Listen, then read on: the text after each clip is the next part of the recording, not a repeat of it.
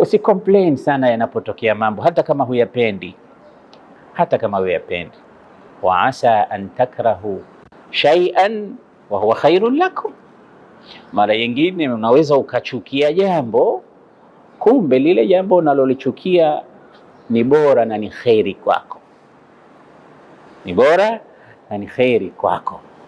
Kwa hiyo da'i al-maqadira tajri fi a'innatiha wala tabitanna illa khaliya al-bali ma baina ghamdati 'aynin wa intibahatiha yughayyiru Allahu min halin ila hali.